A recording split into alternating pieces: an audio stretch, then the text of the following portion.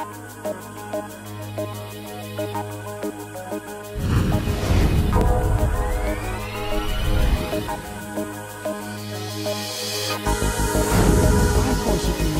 chain risks. Right, I think that's a very interesting question. This program was recorded at the 2011 3PL and Chief Supply Chain Officer Summit in Atlanta, Georgia. I'm pleased to welcome Supply Chain Brain Editor-in-Chief Russell Goodman. Supply chain is competitive advantage. Here to speak with us about that is Dennis Omanoff, Senior Vice President at McAfee. Dennis, welcome. Thank you, Russell.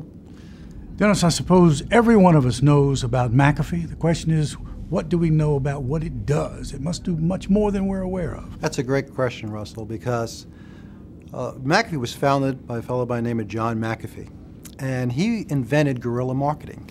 You know, today they teach that at Stanford University, and they talk about him giving away software, antivirus software, and you had to make a promise that if you brought it to work, you'd pay for it. And I think that still overrides people's minds about what McAfee does as this antivirus software company. But in reality, we do much, much more. We have a tremendously broad product line. We ship millions of units of software. We shipped hundreds of thousands of encrypted USBs and encrypted hard drives. We do web and mail security appliance. We do products in risk and compliance up to 12 terabytes of storage.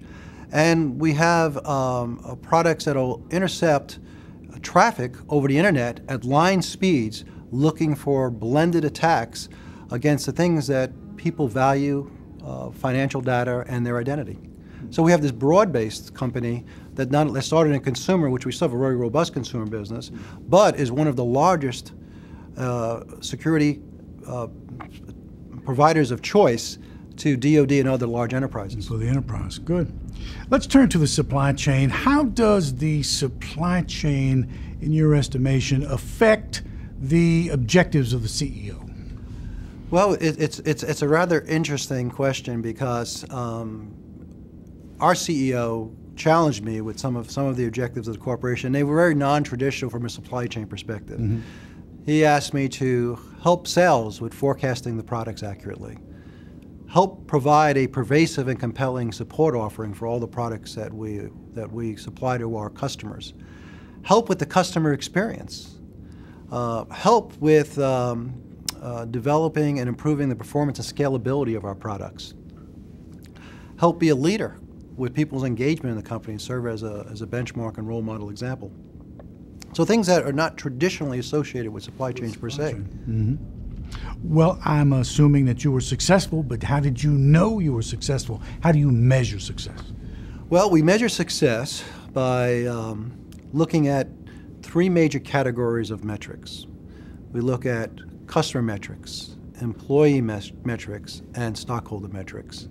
And then we look at leading and lagging indicators and aim and drive. Much like you drive a vehicle, you look out the windshield for what's coming up ahead, and you look out the rear view mirror to see what was behind you. We use leading and lagging indicators and metrics, and then find companies that we admire as standards, gold standards to benchmark against. Mm-hmm.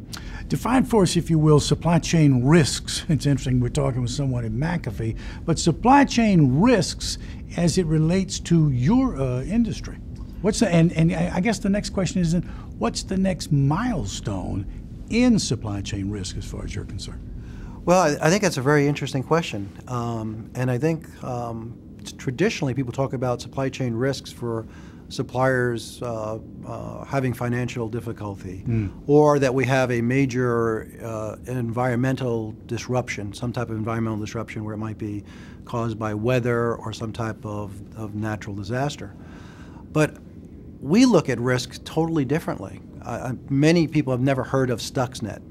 But if you go research Stuxnet, what that was a virus that was injected into the nuclear enrichment facilities in Iran. And it attacked Siemens programmable logic controllers and spun those enrichment facilities, the actual centrifuges, at a much higher rate of speed while reporting back to the control council that everything was operating normally. And so the entire enrichment facility capability was taken down. Much of it was destroyed without hurting a single individual. I mean, a decade ago, Israel dropped bombs to destroy a nuclear enrichment facility in a foreign country. Today, that was done with a virus. Well, that same thing can happen there, whether it be Stuxnet or Aurora or WikiLeaks. That could happen to companies today.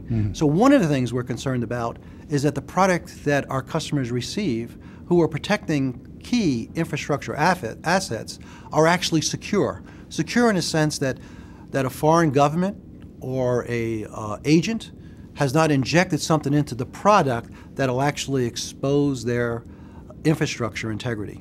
Or a competitor. Or a competitor.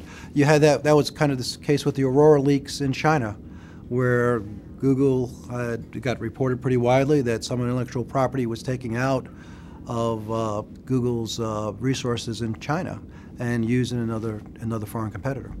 Earlier you mentioned benchmarks and the importance there. Let's talk about the importance of benchmarks in the strategic initiatives that you're involved in. What role do they play? Well, benchmarks help us to understand when good is good enough. In other words, I mean, so I'll give you a real life example. We'll benchmark, for example, profitability and operational efficiencies. And I think you've got to look at those benchmarks in a holistic view. So we'll look at inventory turns, and we'll look at who are the best that are similar to us in inventory turns. But at the same connotation, I want to look at our on-time delivery performance or our performance against unforecasted orders and benchmark that as well. Because both those metrics, you could optimize one, you can optimize inventory turns and have a tremendous exiting backlog and sacrifice customer satisfaction. And the stockholders, for the short term, might view that as a positive. In reality, what I want to do is I want to do both. And those are counterbalancing metrics, inventory turns and fulfillment rates. And I want to get them both high and measure against the best in class and best of breed in those two indices. Dennis, final question. There's an area that's beginning to get some attention in supply chain management, and people have perhaps overlooked it for quite a while now. That is talent development. How do you think that talent should be developed? So talent development is huge for myself. I'm very, very committed to it. I'm very, very passionate to it. There's two things I'm very, very passionate about. One is quality, and the other is talent development. So we actually measure it using a Hewitt Associates survey, and we talk about stay, say, and strive. Strive is integral to talent development. I'm really pleased the supply chain team at McAfee has the lowest attrition in the company, as well as ranked in the high-performing team status with Hewitt Associates. Now, how we got there was we developed a whole series of core development schedules for each of the employees in the team, and part of that core development was not only what the traditional job description was, but what the next job looks like, what skills they need to have for that next job, what it is that we would associate them joining professional certifications, professional associations, professional meetings, and then giving them the ability, giving them the commitment that if they want to go down that path, we will fund it and encourage it. And so there's actually a tie-out to a development plan that is funded. And the commitment is that we will fund it if you want to invest in your own future and create a better tool bag for yourself going forward. Great news. There's a future in supply chain. Dennis, thank you so much for meeting with us today. Thank you, Russell. My pleasure. That's Dennis Omanoff, McAfee. He's speaking with us today about supply chain as competitive advantage. Thank you for watching.